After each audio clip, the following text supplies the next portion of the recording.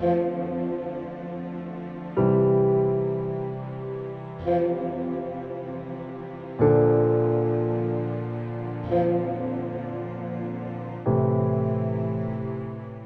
saludo a todos los personas, hombres y mujeres, que están conectados para escuchar esta entrevista, que espero sea una entrevista muy original, sin libreto previo, y que sea una conversación verdadera con la historiadora Claudia Rosas Lauro. Claudia tiene un recorrido importante por las investigaciones históricas, y ahora no vamos a hablar de la multitud de libros que tiene publicados y los temas tan originales que ha trabajado y que tienen que ver con las mentalidades, con las actitudes, con la vida política y con las transformaciones del Perú en este periodo que ingresa a la vida republicana. Entonces debo limitarme a lo esencial. Y lo esencial es que, en primer lugar, Claudia, te felicito, te felicitamos por tu libro La lucha por la libertad, rebeliones, guerra e independencia, 1780-1826. Es el libro que ahora nos convoca y nos permite este diálogo. Pero no puedo dejar de mencionar el libro que acabas de publicar. No sé si de manera digital y de manera material también, porque lo veo en tus manos, y que tiene un título bastante desafiante. Mujeres de armas tomar es el título. Y el subtítulo, la participación femenina en las guerras del Perú republicano. Y me llama mucho la atención, Claudia, que lo haya publicado el Ministerio de Defensa, donde tenemos a la ministra Núria Spark Fernández como la primera ministra de Defensa en la historia del Perú republicano.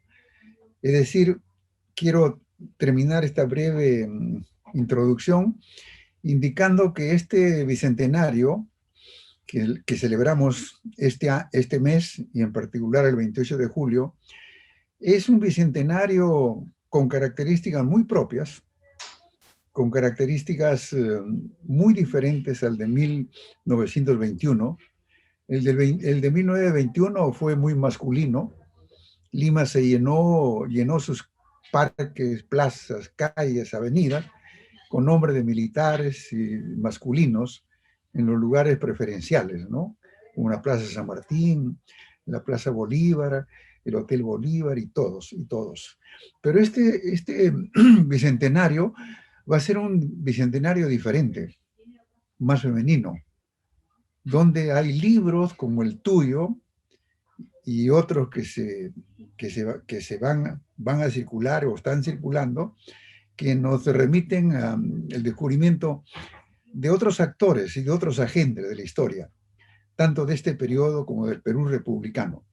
Y eso a mí particularmente me produce, ¿cómo decir?, satisfacción, alegría, que a nivel de la historiografía peruana y a nivel de las investigaciones históricas hayamos progresado más de lo que nuestros seguidores en esta entrevista imaginan y que ahora quedan con muchas obligaciones de lectura. Claudia, disculpe esta larga introducción, pero era importante hacerla para reconocer muchas cosas en las cuales tú estás comprometida. Y ahora vuelvo a tu libro. Tu libro está por salir en circulación la primera semana o un poquito la segunda semana de agosto, y lo publica de Rama Magisterial. Y tiene este título que también es un título importante, La lucha por la libertad. La lucha por la libertad, por salir del sistema colonial, del sistema virreinal, y embarcarse en esta aventura tan difícil que es la construcción de una república y de paso la nación. Entonces, me permites empezar con algo que ya no debe llamarnos mucho la atención porque ya está como establecido. Tu libro empieza en 1780 y va hasta 1826. septiembre de 1826, que se retira Bolívar del Perú, y 1780 es la rebelión en Túpac Amaru. ¿Cómo haces la relación, Claudia, con el proceso de la independencia, la rebelión de Túpac Amaru? Hola Manuel, no quería interrumpirte. Bueno, para mí es un gusto y también un honor tener esta entrevista contigo y muchas gracias por la presentación. Entonces vamos a hablar de este volumen que ha sido un reto, explicar de manera sintética el proceso de independencia del Perú, que es un proceso complejo, fascinante, contradictorio, de marchas y contramarchas. Y creo que la primera pregunta que tú planteas es muy importante porque hay un tema de periodificación con respecto al proceso, cuya fecha oficial se pone en 1821 con la proclamación de la independencia que realiza San Martín en Lima.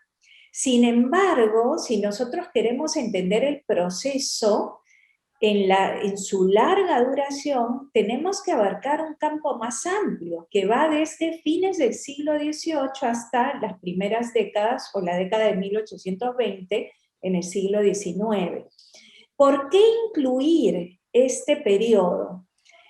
Por varios motivos. Primero, creo que hay que enmarcar no solo el proceso de independencia del Perú, sino el proceso de las independencias hispanoamericanas o iberoamericanas en un proceso más amplio de la historia global o mundial, que es el proceso de crisis del antiguo régimen en Europa y también en América, que es el antiguo régimen colonial, que se va produciendo en este arco temporal y que se manifiesta a nivel político y social a través de una serie de movimientos, rebeliones y revoluciones que se producen entre la independencia de las 13 colonias de Norteamérica, la Revolución Francesa, la gran olvidada, que es la más revolucionaria de las revoluciones desde mi punto de vista, que es la Revolución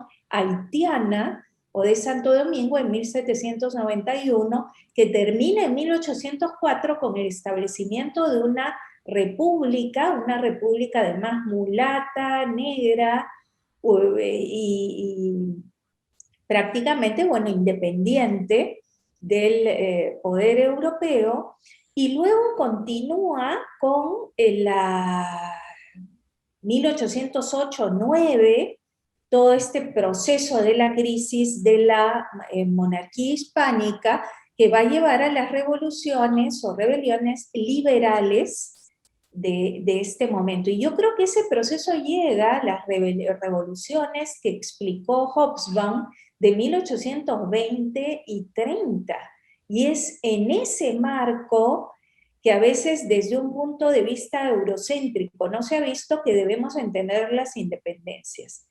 Y en ese sentido, la rebelión de Túpac Amaru lo que está manifestando es también la crisis que se produce en el virreinato del Perú, en el antiguo régimen colonial hispanoamericano, que producto de las reformas borbónicas que se van a implementar, que cambian en muchos aspectos el sistema colonial que venía desde el siglo XVI, van a producir la mayor movilización social anticolonial en la zona surandina, una región que además era un eje económico fundamental dentro de estos territorios.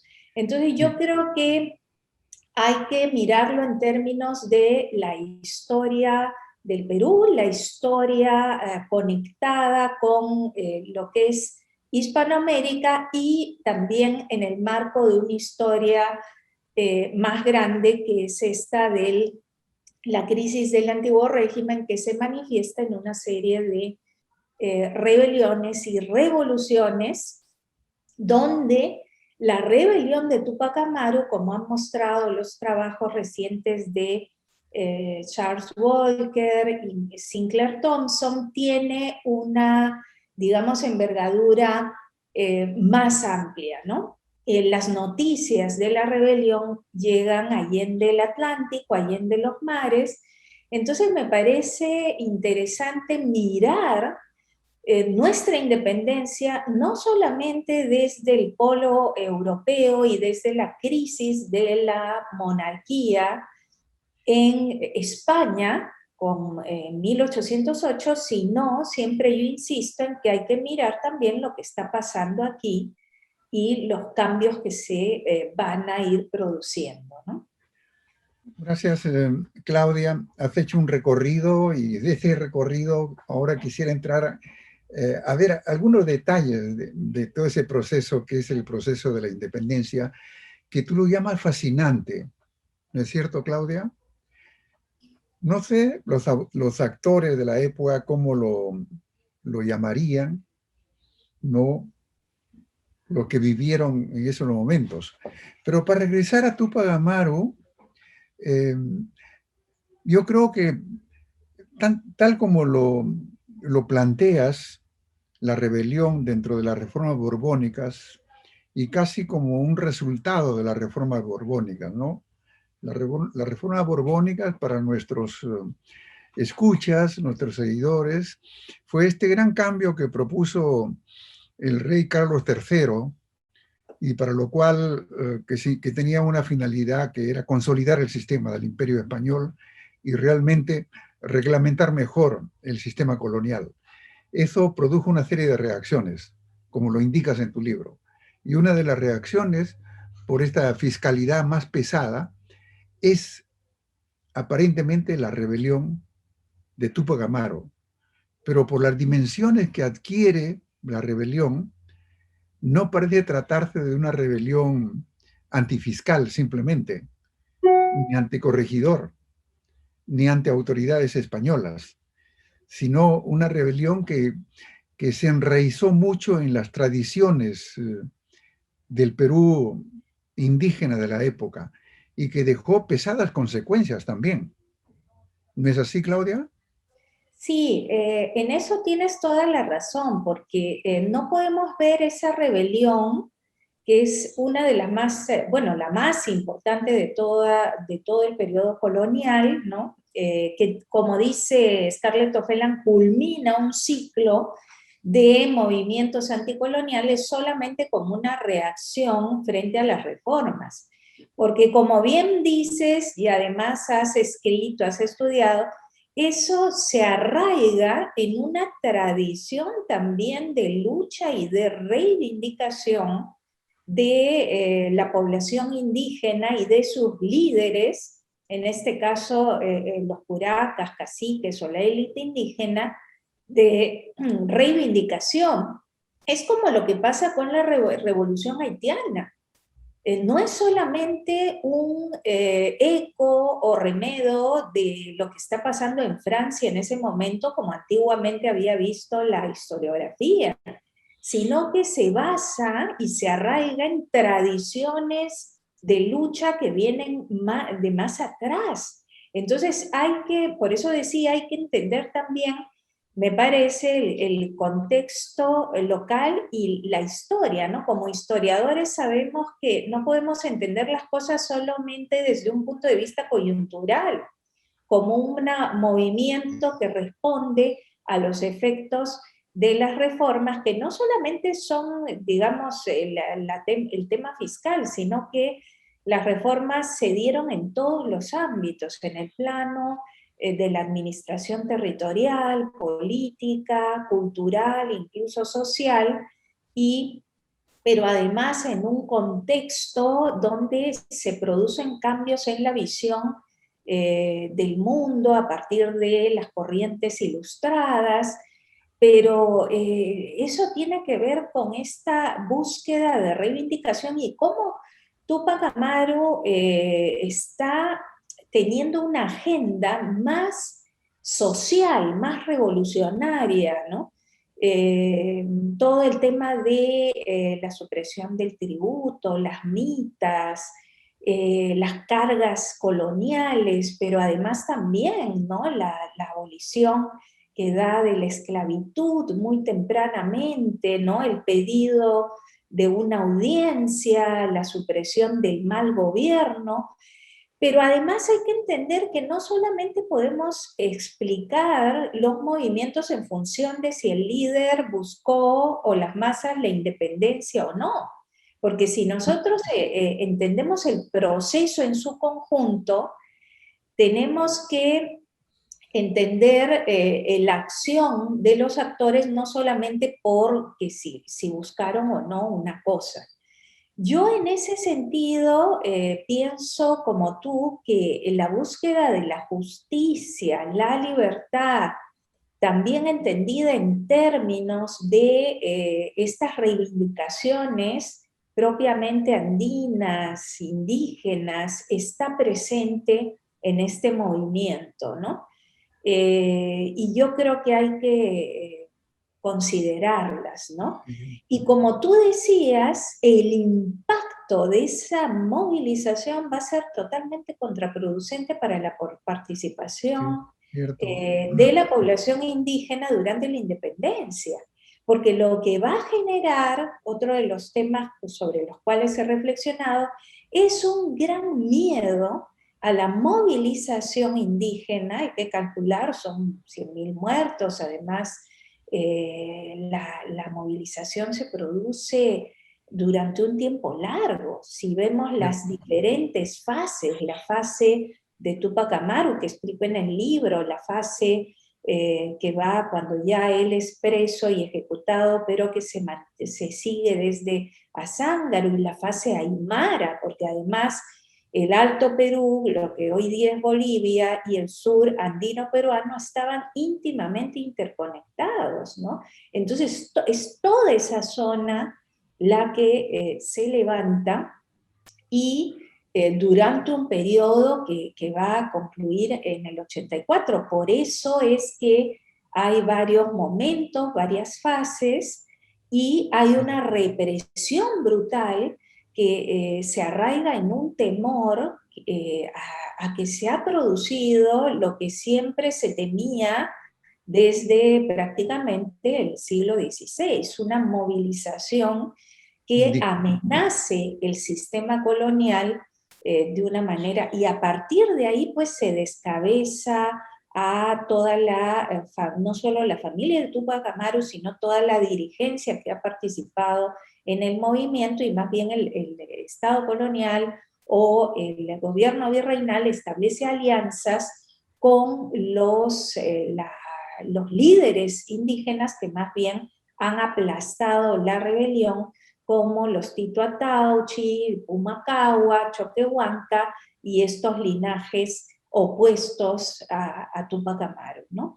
Porque Ciertamente, además, así, perdón, sí, ciertamente, Claudia, que lo que se desprende de tu libro, de tu nuevo libro, y las citas rescatas a John Rowe y el nacionalismo inca. Él dijo, hay un nacionalismo inca que hace que los incas aparezcan en las fantasías de la población como buenos gobernantes, buena sociedad, y hay que soñar en ese rescate. Y de alguna manera, la utopía andina, que es muy difícil vincularla, pero que también estaba en las mentalidades, en las actitudes y en los sueños de la gente indígena, que se va a ver después, en el siglo XX, ¿no?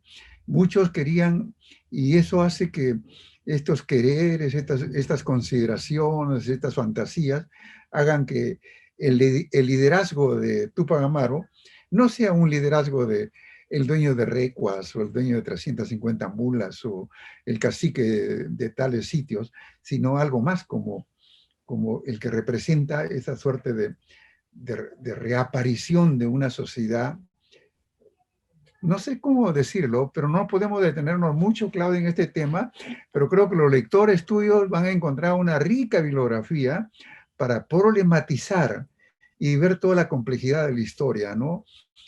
Es tanto las reformas borbónicas como algo que venía surgiendo de las entrañas del mundo andino y de las entrañas de las sociedades indígenas. Pongo un punto aquí para abrir otro punto, Claudia. Tú nos dices que el antiguo régimen estaba en crisis, ¿no? Seguro que Gerard se va a complacer cuando diga ancien régime. El antiguo régimen estaba en crisis. Ese ancien régime había sido casi pulverizado, comenzaba a ser pulverizado por la Revolución Francesa. Y se viene la crisis de las monarquías absolutas.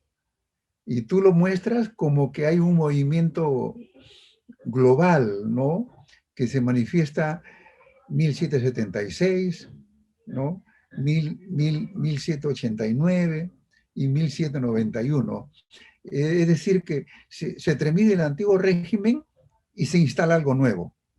Eso parecía que se percibía en todas partes del mundo. Entonces, parecía inevitable, ¿no es cierto, Claudia, la independencia? Es decir, no se podía poner uno contra la historia ni de espaldas a la historia. ¿Cómo explicas la actitud de la aristocracia comercial limeña, de los criollos limeños, de no tener tanto entusiasmo por la independencia? Sí, para responderte esta pregunta, retomo lo que tú señalabas. La figura del Inca y la tradición incaica que se había forjado durante el periodo colonial, yo creo que está presente en la fase que señala Jorge Basadre, luego ha recordado Juan Marchena, más revolucionaria de la independencia, que es este momento en que se produce la invasión napoleónica de la península o la presencia de las tropas y entra en crisis la monarquía y hay toda una respuesta simultánea, como dice Guerra, de la formación de juntas de gobierno tanto en España como en América. Entonces, en ese momento, por eso no podemos entender la independencia que parta de ahí solamente por un hecho coyuntural, debe enmarcarse en un proceso más amplio de comprensión.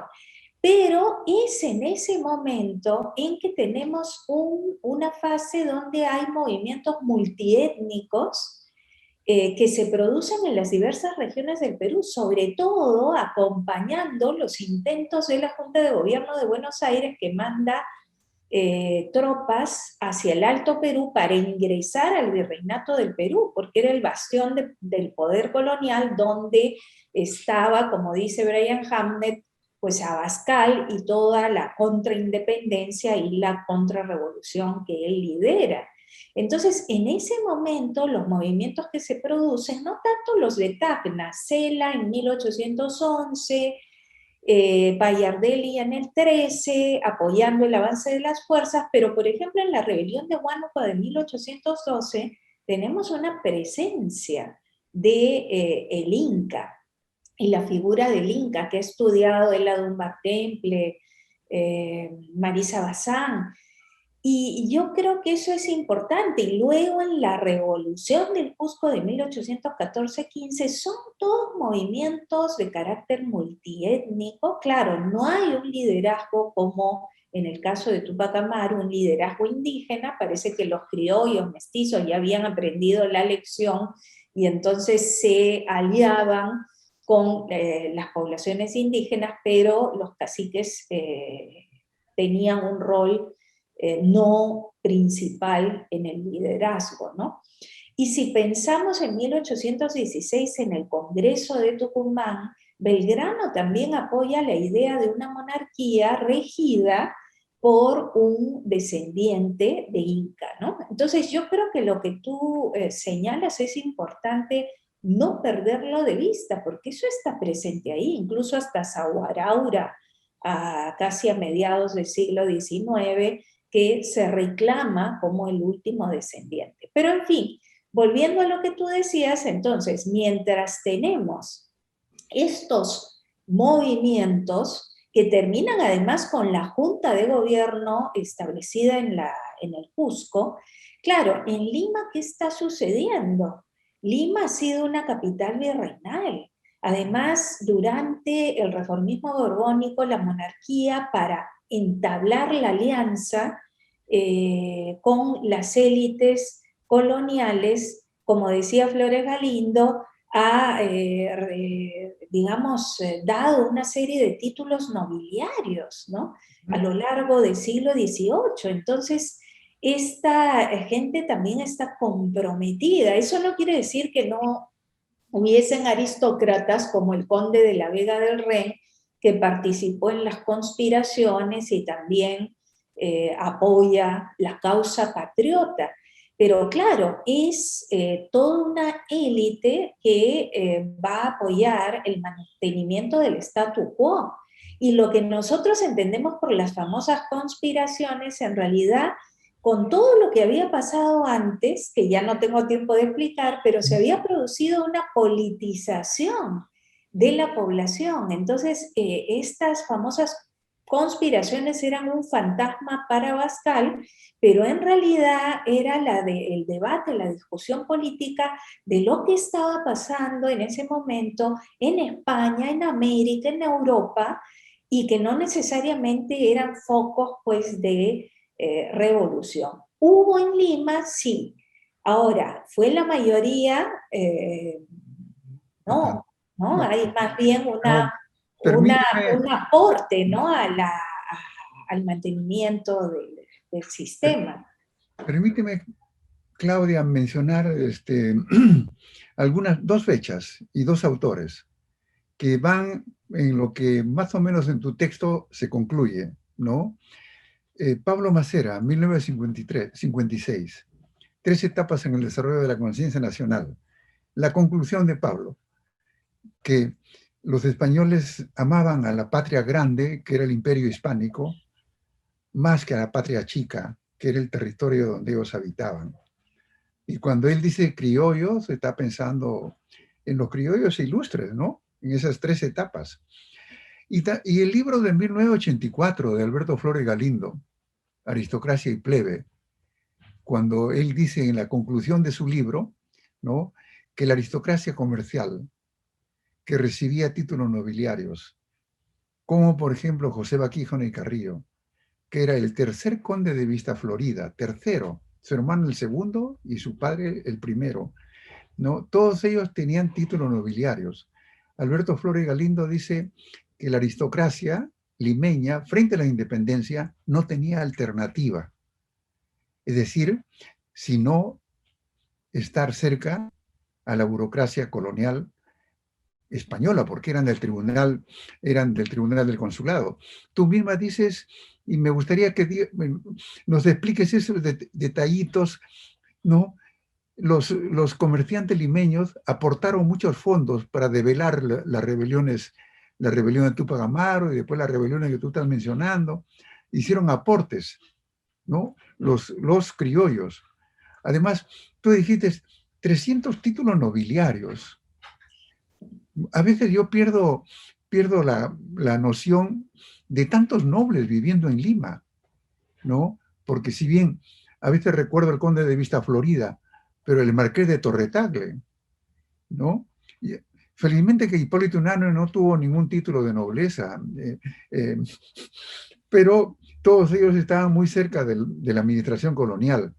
Por eso es que se dice que no tenían alternativa sino seguir al virrey Abascal. Me fui mucho por las ramas, Claudia, pero eh, ¿qué significa esos 390 títulos de nobleza? Sí, yo creo que también hay, como te decía, que distinguir las fases de la independencia, ¿no? Y yo creo que los dos libros que tú mencionas han aportado mucho para la comprensión, tanto el de Macera como el de Flores Galindo, para la comprensión de este proceso que es bastante complejo. Pero ahí me quería referir también a este periodo que es la década de 1820, ¿no? Porque claro, inicialmente en el momento de Abascal sí hay un apoyo muy fuerte a a la causa contraindependentista, los grandes donativos que está dando desde fines del siglo XVIII, inicios del XIX, el consulado de Lima, pero también la población, es algo de lo que se lamenta Vidaurre, ¿no? Porque claro, cada momento de dificultad, prácticamente desde la rebelión de Tupac Amaru, la Revolución Francesa, las invasiones inglesas y posteriormente la guerra de España contra Francia, son momentos en que se piden donativos y luego más aún, ¿no? Con todos los movimientos que se producen en la región, las juntas de gobierno, en el Alto Perú, en Chile, en Ecuador, en Buenos Aires. Entonces es todo un despliegue muy grande, ¿no? Y entonces ahí Ciertamente. hay una, claro, una alianza de estos sectores. Sí, me querías decir algo. Sí, no, que lo que tú dices, hay una alianza entre la nobleza criolla de comerciantes y la administración colonial, porque recibían los grados y adquirían una suerte de legalidad y legitimidad de clase alta, ¿no? Donde ellos vivían un mundo diferente a lo que vivía la plebe de artesanos y trabajadores. Pero pongamos un punto ahí, eh, Claudia, porque es un tema y nuestros seguidores lo que Ah, nos interesa es que ellos lean el libro y descubran algunas, algunas respuestas. claro, Lima, pero te Lima, puedo decir una cosita, una cosa más, Manuel, rapidita.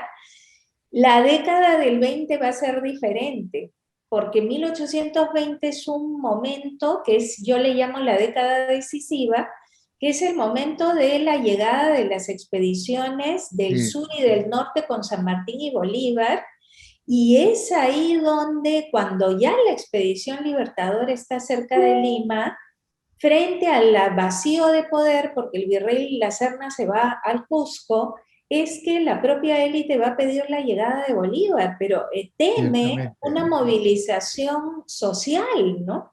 Y entonces se ciertamente. van a refugiar al Real Felipe. Entonces yo creo que también hay que analizar el comportamiento de esta élite de acuerdo a los periodos, porque como tú Ahora, dices, también, si bien había algunos patriotas, se van viendo empujados por la fuerza de los sí, hechos, ¿no? Como decías. entonces, permíteme decirte, Claudia, como historiador de la generación de los 60, ¿no? Que se ha recusado mucho esta actitud de la aristocracia comercial, comerciante criolla, ¿no? Eh, pero lo que se nota es que en Lima no había un consenso por la independencia.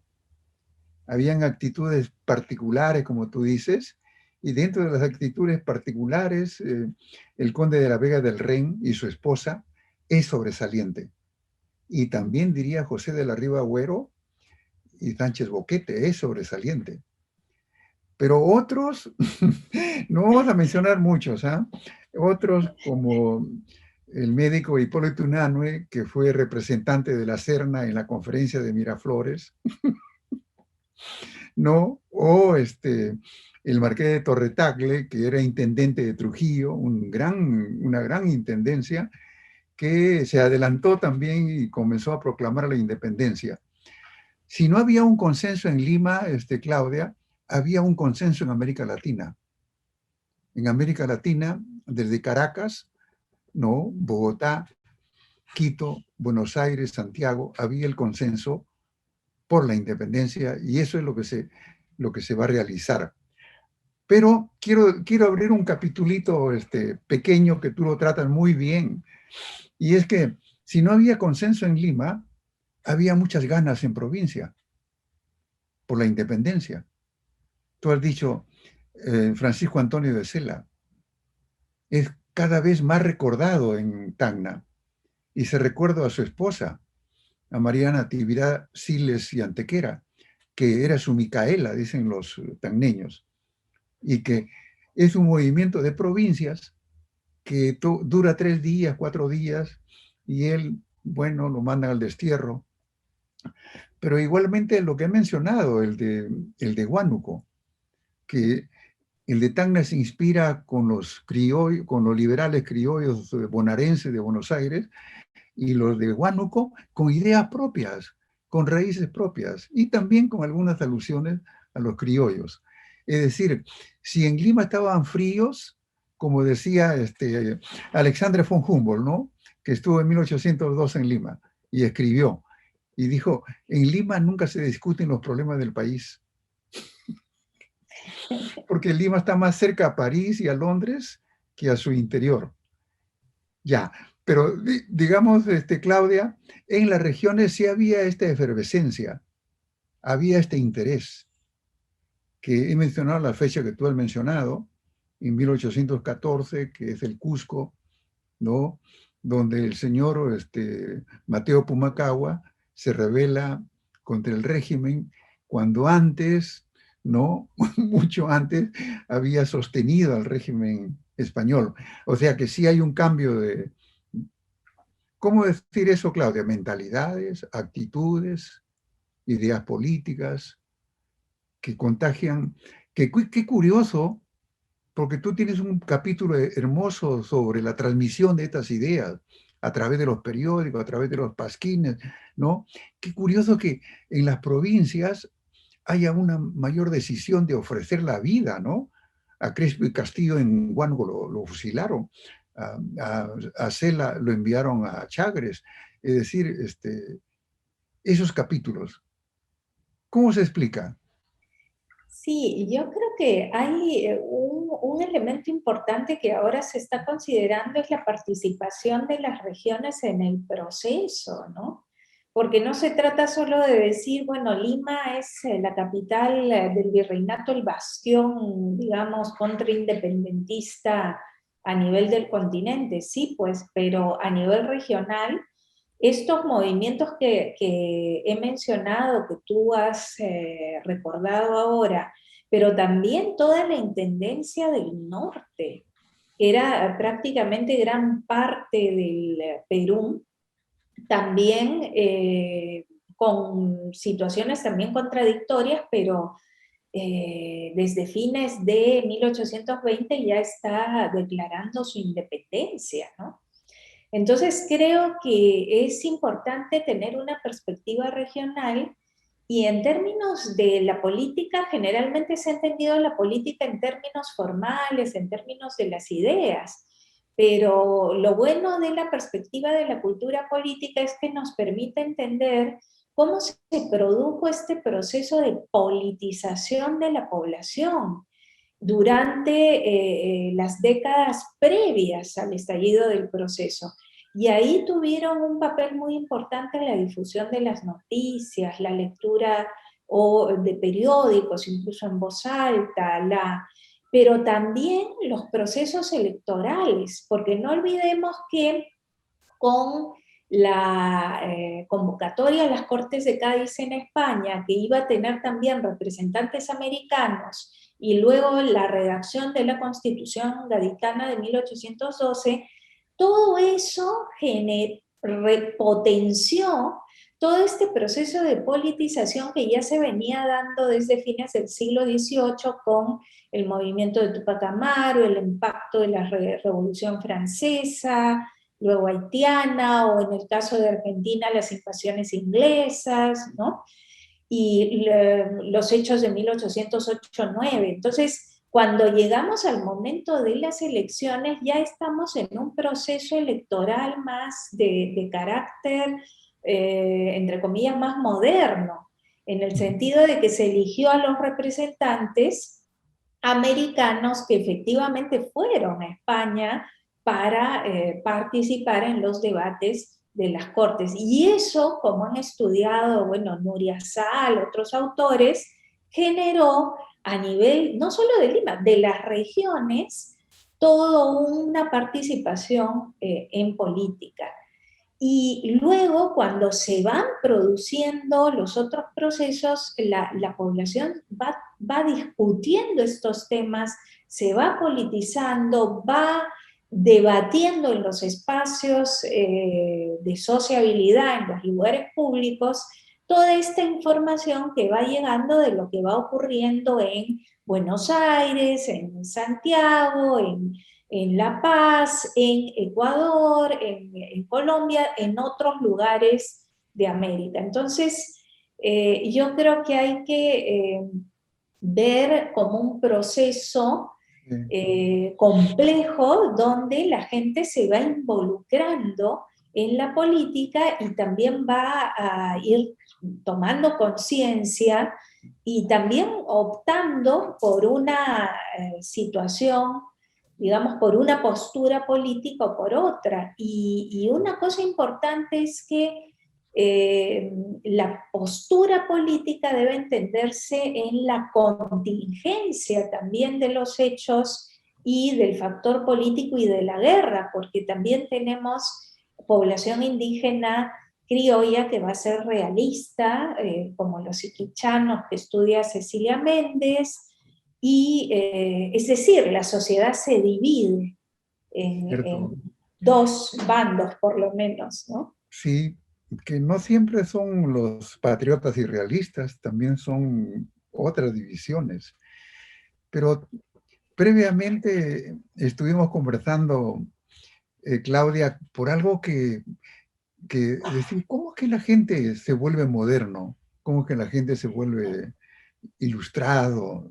Sin que eso sepa que sea uno culturalmente muy culto, sino cómo es que se vuelven, se toman estos compromisos con las nuevas ideas. ¿Cómo ese trienio liberal en España es tan poderoso que realmente es una suerte de fuerza oculta de los movimientos independentistas latinoamericanos? Pero a mí me fascina que ahora la historiografía se detenga en los personajes. Y tú me hablaste un poquito de Marcos Durán Martel, el agustino que participó junto en la rebelión de Huánuco. Agustino, la rebelión fracasó y lo desterraron. Le perdonaron la vida, no lo fusilaron y lo mandaron a España, a los presidios españoles. Estuvo en Cádiz y de Cádiz pasó a Ceuta.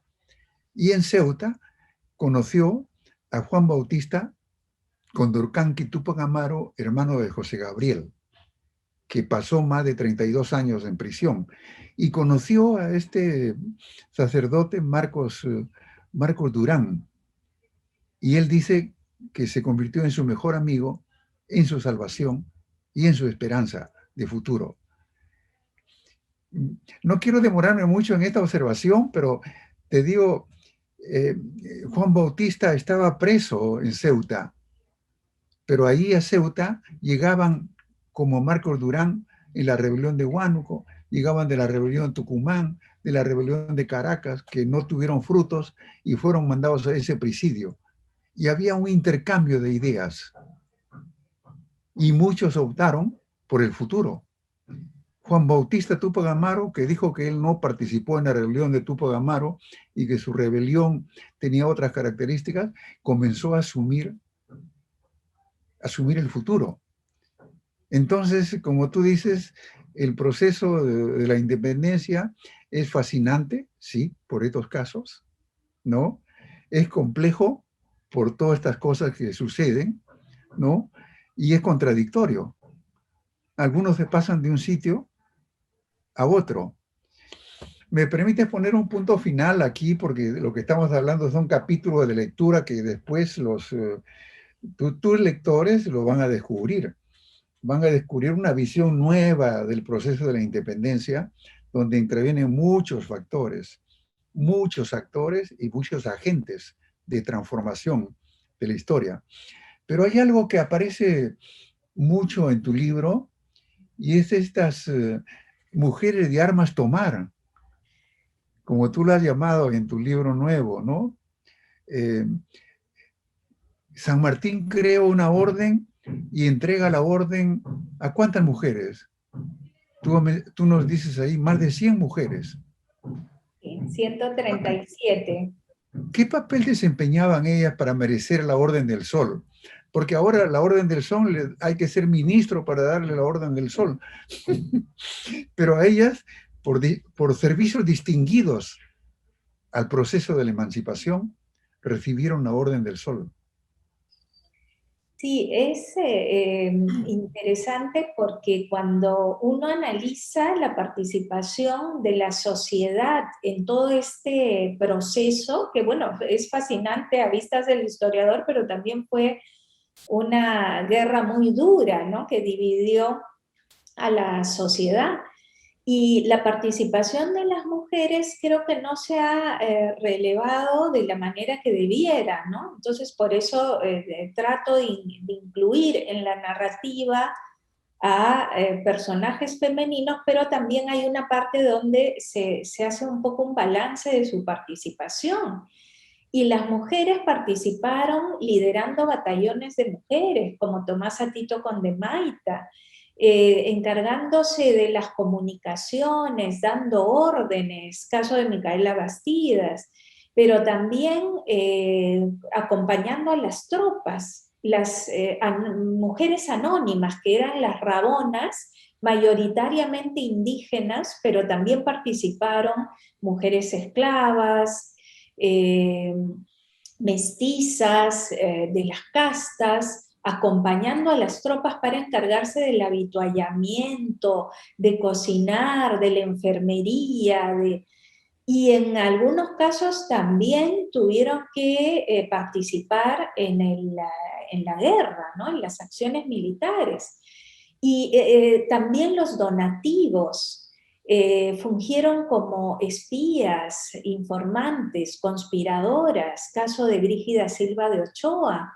Es decir, la participación femenina se dio en diversos y múltiples ámbitos e incluso algunas fueron muy transgresoras.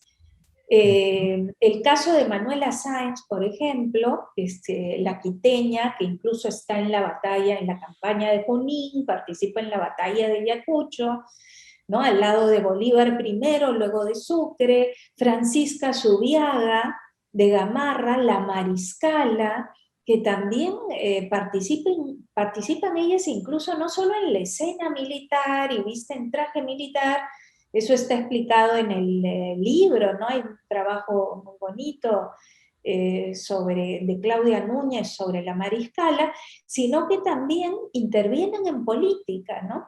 Y las más transgresoras van a ser pues exiliadas, perseguidas, criticadas, ¿no? Como en estos dos casos. Pero otras van a ser condecoradas, ¿no? ¿Cierto? Aquellas que dan los donativos, cosen también las banderas, cosen la ropa para las tropas, y no solo van a ser, ojo, como a veces he pensado, aquellas que pertenecen a la aristocracia, también fueron homenajeadas a aquellas que pertenecían a otros sectores sociales, medios, populares de la ciudad, que también participan en estos rubros, ¿no? Y a nivel regional también fue fascinante, porque tienes a María Valdizán en Cerro de Pasco, Matías Arrimachi en Chachapoyas, María Parado de Bellido en Ayacucho, y muchas otras mujeres, como tú decías, de armas tomar, como el libro justo que ha sacado el Ministerio de Defensa, ahí está justo Sí, las muy hermoso. Leofer Ramos y las hermanas Ciertamente, Toledo, ¿no? En ciertamente. Huancayo. Hay capítulos para volver a la historia benemencial, como dice Gerard, capítulos muy simpáticos, ¿no? Como la señora Petronilia Veleira de Tarma, que se casa con Francisco de Paula Otero, que venía de Tucumán en el Ejército Libertador de San Martín, y que se queda definitivamente en Tarma y forma una familia. Como que América Latina se moviliza, no se moviliza para ir simplemente a liberar sitios, sino muchas veces se moviliza para quedarse en los lugares, ¿no? O'Higgins, bueno, tantos otros que se enraizan en los nuevos territorios. Eso me parece muy simpático, Claudia. Pero has mencionado a Manuela Sáenz, y tenemos todavía unos 10 minutos nada más, y te voy a pedir una reflexión antes de pasar a un último tema. Eh, Manuela Sáenz, que le llamaban la libertadora del Libertador, porque en realidad lo ayudó a librarse de una conspiración, y por eso se le dice la libertadora del Libertador. Ella murió en Paita. En Paita se conserva su casita como un museo que casi siempre está cerrado, ¿no? Eh, pero recuerdo una fantasía literaria que alguien escribió, que Simón Rodríguez, el maestro que vivía también ahí exiliado en el Perú, cuando se visitaron, ¿no? Por los años 1830, en que había muerto Bolívar, le trajo la noticia y le dijo, eh, el Libertador murió. Y Manuela Sáenz respondió, se terminó la revolución en América Latina. ¿Tú crees que tenía Sí. razón? ¿Crees que tenía razón, Claudia? No, bueno, mira, pienso que Manuela Sáenz recibió cuando estuvo en Paita, porque vive sus últimas décadas ahí, a muchos personajes, desde Melville hasta Ricardo Palma, es decir, visitas muy importantes. Era un personaje, había terminado exiliada, pero era un personaje de primer orden dentro de las revoluciones de la independencia. Y claro, ella, compañera de Bolívar, estaba imbuida de los ideales, ¿no? Del libertador. Y bueno, yo creo que ha habido otras revoluciones después en América, pero claro, la idea, yo creo que del sueño bolivariano, de la integración de primero la Confederación de los Andes, que después termina reduciéndose a la idea de la federación con Colombia, Bolivia, Perú, de Bolívar, termina teniendo, él va a ser el líder fundamental, ¿no? Que concluye, digamos, la campaña militar exitosamente, pero luego empiezan las pugnas por el poder y las pugnas caudillistas, porque también hay una oposición en el Perú, por ejemplo, a los grandes proyectos. No solo fue Bolívar, sino también San Martín, que tiene que salir finalmente del Perú. Entonces hay oposición a estos proyectos de concentración del poder y por eso Bolívar no va a poder mantener esa unidad que él quería a través de la constitución vitalicia y su empoderamiento. Acá eso generó una fuertísima oposición, como generó también el proyecto monárquico de San Martín y el gobierno protectoral, porque también un elemento que hay que pensar es que estaban surgiendo las nacionalidades y van a haber líderes como José de la Riva Agüero que querían una independencia del Perú regida, como dice Elizabeth Hernández, por los propios peruanos. Entonces, se va a ver incluso la presencia colombiana y la presencia de Bolívar como una presencia extranjera, ¿no? Pero yo creo que sí, el proyecto Bolívar, y bueno, yo estoy presidiendo la Sociedad Bolivariana en estos momentos.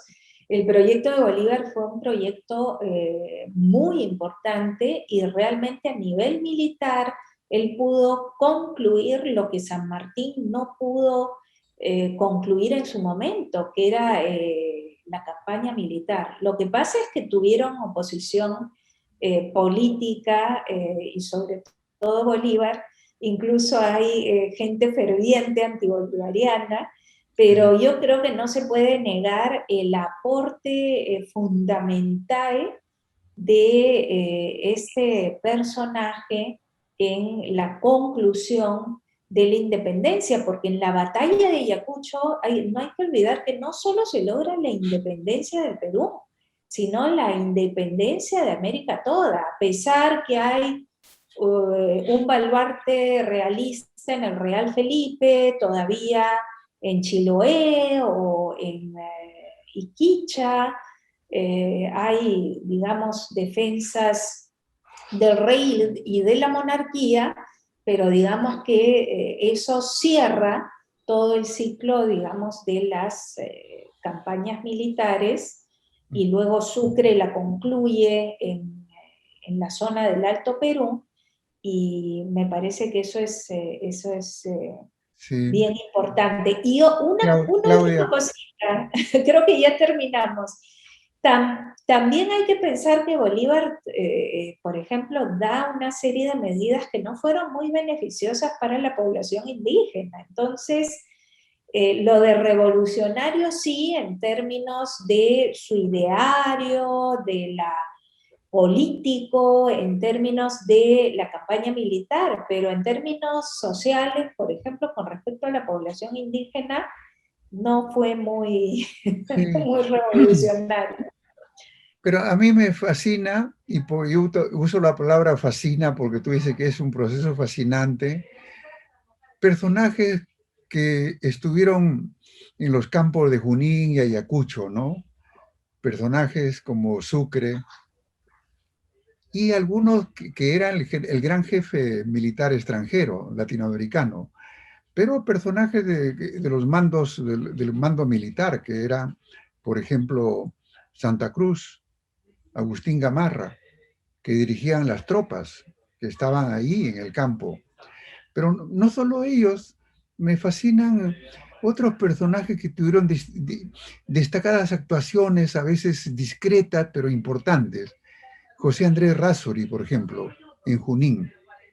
Y Guillermo Miller, que no lo recordamos mucho, no hay mucho monumento de Guillermo Miller, pero Guillermo Miller era un revolucionario internacional que luchaba por la causa de los países latinoamericanos y que nos dejó muchos escritos.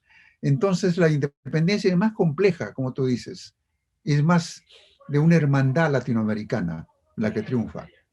¿Te parece? Sí, yo creo que eso que dices es bien importante, porque a veces cuando recordamos a los personajes, y justo sacamos un libro de biografías que edité, Los rostros de la independencia, el nacimiento del Perú a partir de la vida de sus protagonistas, con editorial Silex, y es importantísimo entender que en ese momento no podemos llevar las fronteras actuales al pasado y los nacionalismos posteriores a ese momento en que todavía se estaban definiendo los límites entre países, las identidades, los surgimientos de nuevas jurisdicciones y circunscripciones. Entonces me parece anacrónico decir, bueno, este es Manuela Sáenz ecuatoriana, Rosa Campuzano, o Guillermo Miller, o Cochrane, porque efectivamente hay una hermandad, y esto se ve en el caso que tú también mencionaste de Durán Martel, que participa en la rebelión de Huánuco del 12 y que está con Juan Bautista Tupac Amaru en Ceuta. Y ahí están también Argüelles, está Isnardi, están los revolucionarios de América y de las revoluciones liberales de España, intercambiando, comentando, discutiendo, y lo mismo ocurre aquí. Aquí llegan de todas partes con los ejércitos que se movilizan y en muchos casos llegan para quedarse. Entonces yo creo que no debemos hacer esas divisiones tajantes, sobre todo en momentos en que todavía Bolivia se cree en 1825, Ecuador en el 30, es decir, están surgiendo estos nuevos o lo que son los actuales países, y el proceso de independencia en términos de los personajes es un proceso continental, ¿no? Y transcontinental, ¿no? Si tú piensas en figuras como Miranda, Miranda estuvo en la independencia de Estados Unidos, en la Revolución Francesa y en las independencias hispanoamericanas. O sea, son personajes que además se están moviendo, ¿no?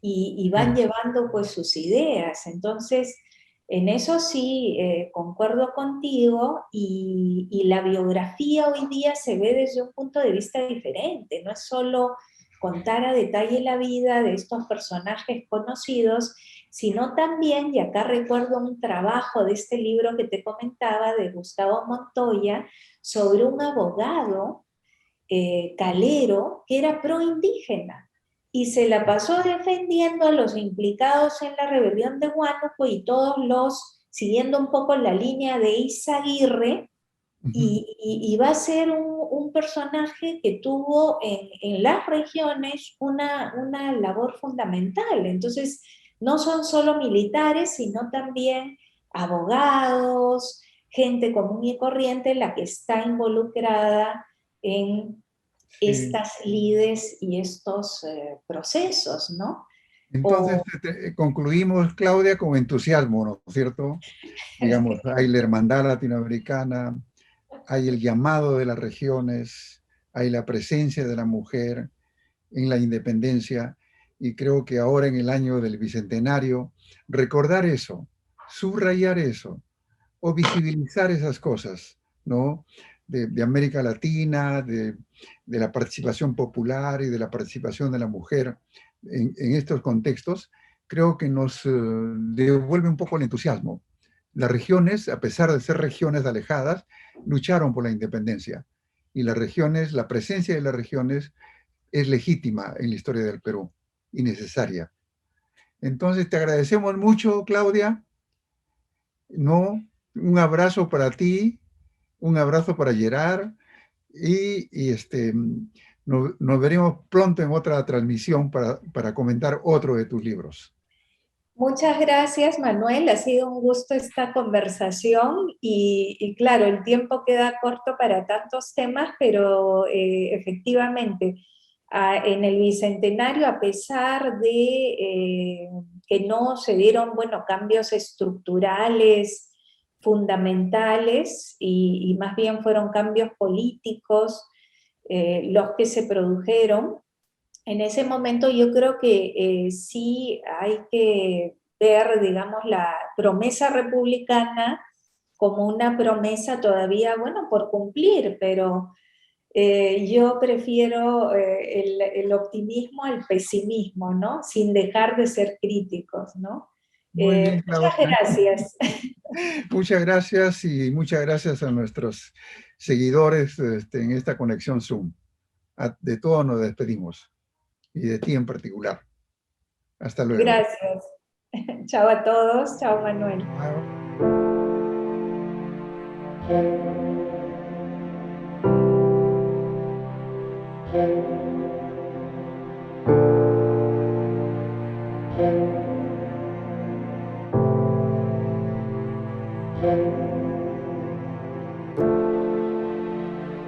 Chao.